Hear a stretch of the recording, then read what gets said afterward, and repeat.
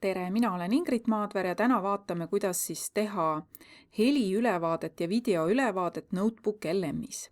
Me oleme lisanud allikad, me oleme vestelnud, aga tegelikult siin paremal pool on stuudio ja selles stuudios kogu aeg juhtub midagi uut ja huvitavat ja mida on võimalik siis siin teha. Et siin on võimalik erinevaid asju teha, ma näitan, kuidas teha heliülevaadet ja videoülevaadet ja kõigepealt ma pean mõtlema siis, et millest ma tahan heliülevaadet teha. Mul on siin väga palju allikaid praegu, ma võtan siit märgin ära ja ütleme niimoodi, et ma tahaksin saada heliülevaadet sellest ettekandest, mis siin on. Ja siis ma lihtsalt pean klõpsama selle peale, et heliülevaade, ja mulle hakatakse genereerima siis heliülevaadet sellest. Ja see heliülevaade tuleb siis nagu mõnes mõttes nagu selline podcast või raadiosaade, kus kaks inimest räägivad selle materjali põhjal. Ja mis on nagu tore, siis tegelikult ma võin, et kui ma näiteks kasutan telefoni ja kõrvaklappe ja mulle meeldib kuulata erinevaid asju, siis ma võin tänu sellele kuulata materjale läbi. Et näiteks, et mul on mingi huvitav selline õppematerjal, mul on tulemas mingisugune oluline ettekanne või töö ja siis ma genereerin endale selle heliülevaate ja saan siis pärast seda kuulata. Ja nagu te näete, see võtab natukene aega, ta ütleb mulle, et tulge mõne minuti pärast tagasi, aga samamoodi on tegelikult võimalik ka genereerida videoülevaade.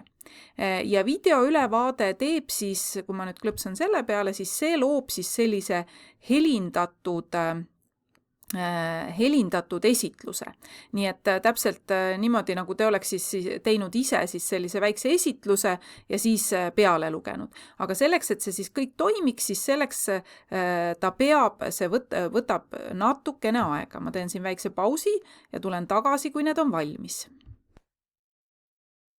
Videoülevaade said valmis, see võttis täiesti aega ja tegelikult päevas saab siis teha kuni 3 heliülevaadet tasuta ja 3 videoülevaadet, nii et alati mõelge siis, milleks te selle ära kasutate.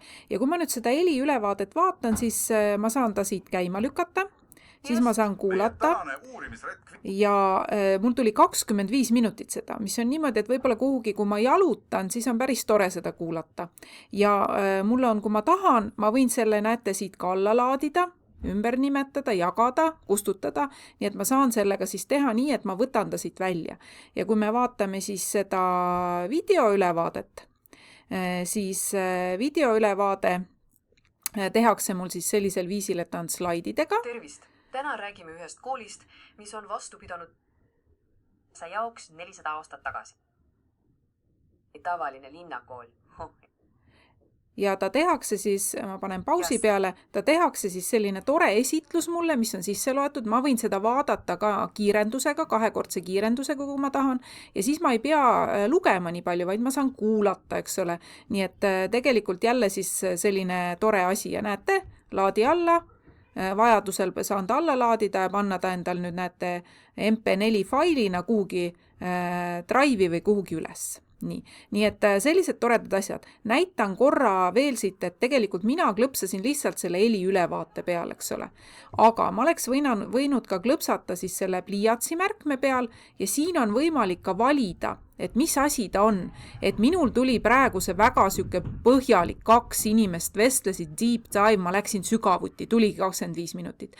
Aga ma võin ka teha lühikese ülevaate, mis annab mulle ainult põhiidee või siis annab mulle hoopis sellise eksperthinnangu või on ta hoopis väitlus 2 vahel ja ma saan ka määrata ära selle pikkuse. Et kui pikk ta on, et kui ma väga palju ei jaksa kuulata, ma määran lühemaks ja ma saan samamoodi määrata keele ja ma saan öelda, et mis seal peaks olema, kui ma tahan.